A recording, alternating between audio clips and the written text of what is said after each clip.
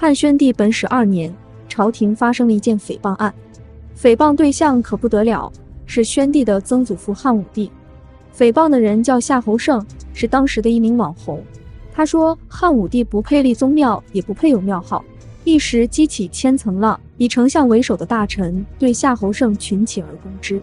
对于众臣弹劾夏侯胜的做法，明代哲学家李治只用一个差字评价：无论在哪个时代，恶意举报都是可耻的。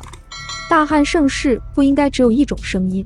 夏侯胜只是说出了人人皆知的事实，毕竟武帝末年已出现天下虚号、人负相识的现象。更何况在位的汉宣帝比他更有理由恨汉武帝。汉宣帝为武帝立庙是一种政治手段，一方面可树立权威，另一方面也是在宣称自己是汉武帝的嫡系继承者。尽管从情感上，他可能恨不得把这位曾祖父的牌位砸了，因为那位雄才大略的曾祖父让他一出生就经历了人间炼狱。汉宣帝人生的前几年是在监狱中度过的。汉武帝晚年多疑，在征和2年酿成了与太子刘据骨肉相残的政治事件，史称巫蛊之祸。丧失理智的汉武帝几乎诛杀了与太子有关的所有人，尸体堆叠都来不及下葬。巫蛊之祸发生时，汉宣帝出生仅几个月，连名字都没就被关进监狱。这个嗷嗷待哺的皇曾孙成为最年幼的政治犯。廷尉监丙吉可怜孩子无辜，找来女囚为他哺乳。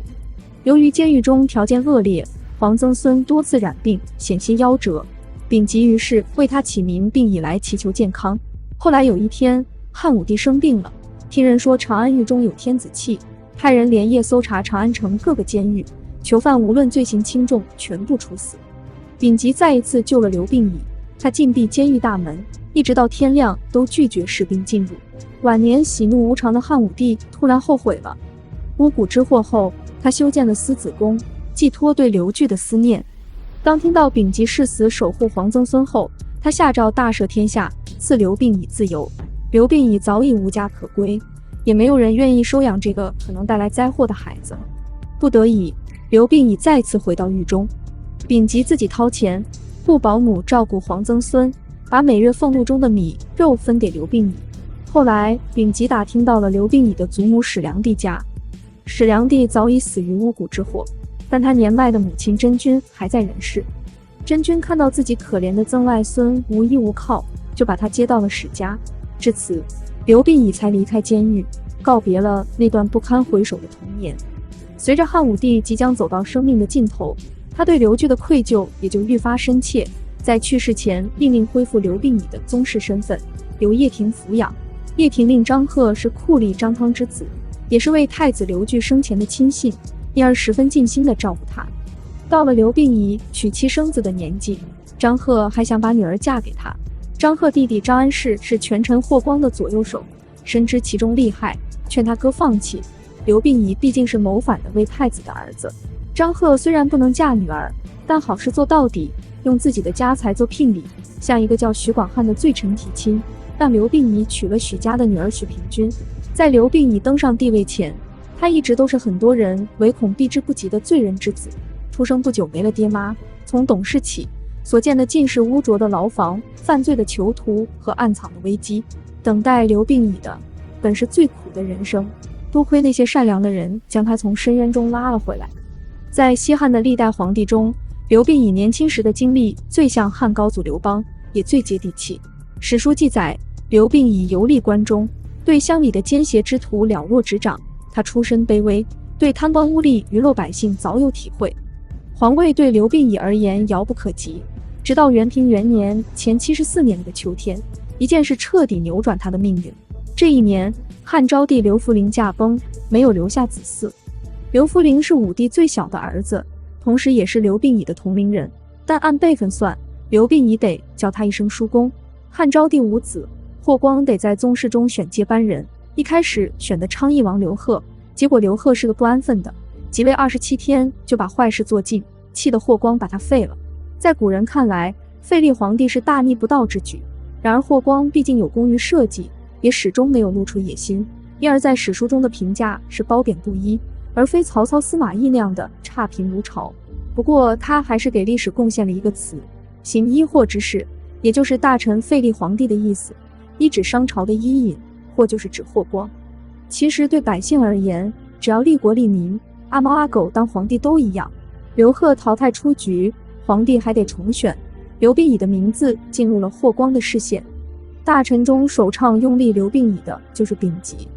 实载，丙吉为人内敛，从不自夸，朝廷不知道他对刘病已有救命之恩。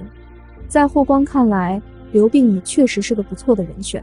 相比刘贺，刘病已对霍光几乎毫无威胁。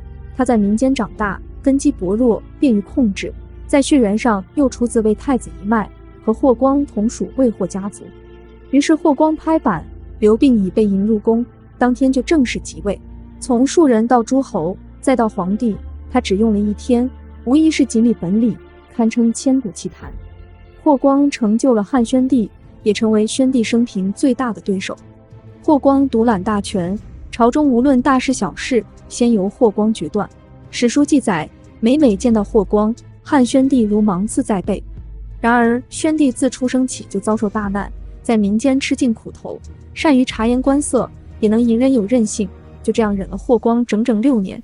汉宣帝一直在争取所剩无几的皇权，他为曾祖父汉武帝立庙，更为祖父刘据一家平反。在另一件事上，汉宣帝更是不肯让步。有一天，汉宣帝对外发出一道特别的诏书，说自己贫贱时有一柄宝剑，后来不慎丢失，此剑虽已陈旧，却是心爱之物，希望臣民帮忙寻找。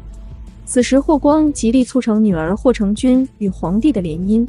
群臣看到诏书，都知道汉宣帝不是要寻剑，而是想立结发妻子许平君为后。寻常人发了财，都想换一个老婆，刘询当了皇帝，也不忘糟糠之妻，甚至为此不惜顶撞权倾朝野的权臣霍光。可见他是一个怎样的人。他扛住了来自霍家的压力，如愿将爱妻立为皇后。但是爱情的结局并不美满，反倒血影重重。霍光的妻子霍显买通女医淳于衍，趁许皇后分娩的机会将她毒死。这件事起初被掩盖过去，只说医疗事故，霍成君顺理成章地成为新任皇后。许皇后之死，直到霍氏覆灭后才真相大白。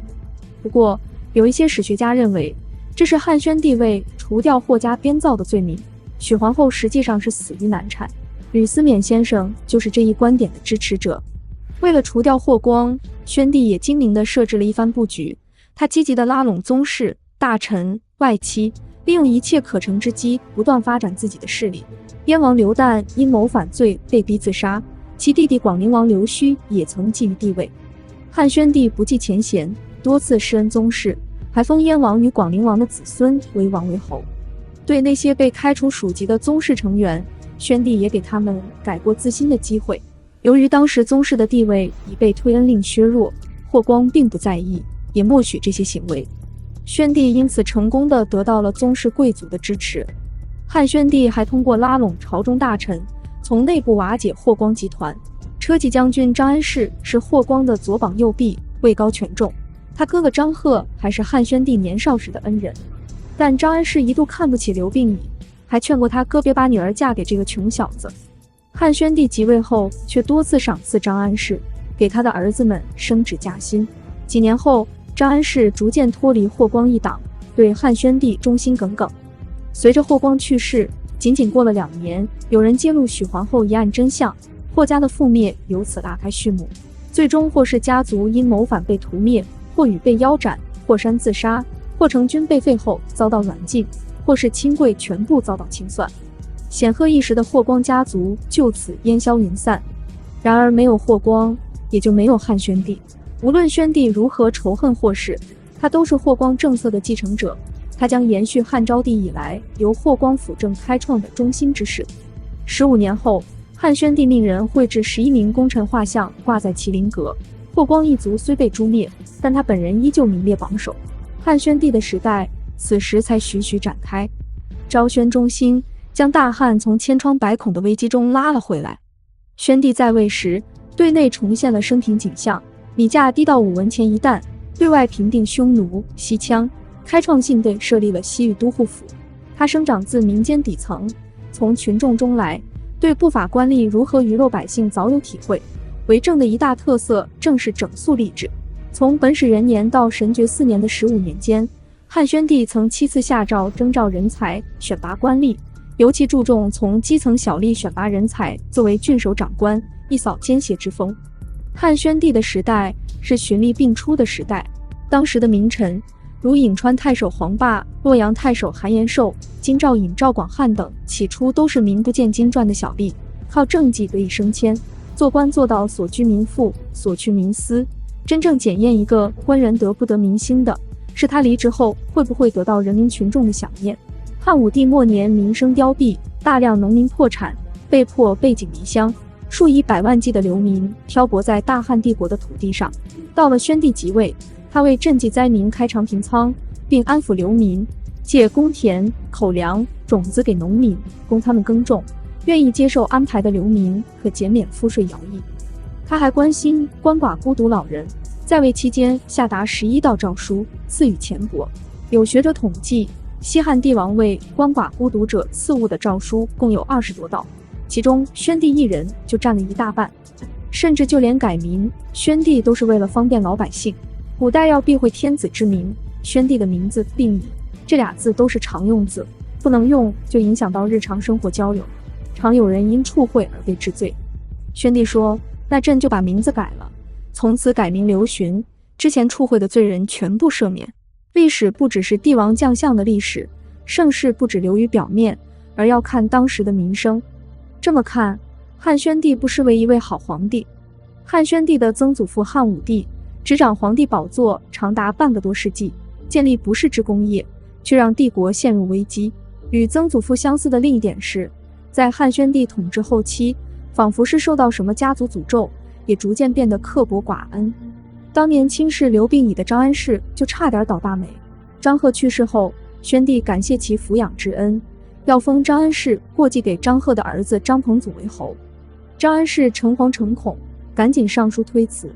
汉宣帝毫不客气地说，吾自为掖庭令，非为将军也。我这是看在你哥的面子上，不是为了你。汉宣帝甚至对张安世起了杀心，这起初是一个秘密。泄密的人是名将赵充国之子赵养，他与同僚闲谈时说，皇上想杀张安世，多亏我爹的劝谏皇上才回心转意。张安世是昭宣中心的功臣，一生廉洁奉公，为人恭谨，懂得明哲保身，又有赵充国等人做担保，最终才幸运地得以善终。张安世保住一命，但赵养嘴巴不严实，泄露皇家机密，这可是死罪。老将赵充国一生抗击匈奴有赫赫之功，却保不了自己的儿子。赵养泄密之事被告发后，赵养下狱自杀，赵充国晚年丧子。汉宣帝在位后期，已经无法忍受那些感触龙鳞的直臣，愈发依赖至高无上的皇权。京兆尹赵广汉是个老愤青，执法公正，不惧权贵，霍光还在的时候就敢跟或是跪其抬杠。后来因为一些莫须有的罪名，敢于犯上的赵广汉被处以腰斩。赵广汉受刑时，京城利民豪气者数万人，还有人上书说愿代替赵广汉受死。此人到底该不该死？群众的眼睛是雪亮的。司马迁的外孙丞相杨敞之子杨运死得也很冤。杨运轻财好义，廉洁无私，喜欢结交儒生，是朝中的网红，也因敢说话得罪了不少权贵。太史公书重见天日也有杨运的功劳，正是他将外祖父的这部巨著公开，我们现在才能看到史记。另外，杨运参与过告发或是谋反，可说是宣帝的亲信。杨运和他的外祖父一样，敢于言事，是根硬骨头，写有与报人安书齐名的《报孙惠宗书》，这是他写给友人孙惠宗的信，文中充满对朝廷的讽刺。正是这些话要了杨运的命。后来有人告发杨运招致日时，宣帝本就最重视灾异，再派人一查，发现了这篇《报孙惠宗书》，满篇尽是放荡不羁的嬉笑怒骂。现在是太平盛世，就你在这里成天传播负能量。汉宣帝大怒，以诽谤朝廷的罪名将杨运腰斩，其妻儿流放，他的朋友孙惠宗也因此被罢官。可见文字狱这事不止明清两朝，可谓自古有之。如果说汉宣帝年幼时活在汉武帝的阴影之下，那在铲除这些忤逆之臣时，他就像是汉武帝的影子。黄龙元年12月，宣帝病逝于未央宫，庙号中宗。在制定庙号和谥号严格的西汉，只有4位皇帝拥有庙号，分别是高帝刘邦、文帝刘恒、武帝刘彻和我们本期影片的主人公刘询。刘询去世时年仅43岁，如果他能像他的曾祖父一样再拥有20多年的时光，他会不会彻底变成第2个汉武帝？历史无法假设，也不容许假设。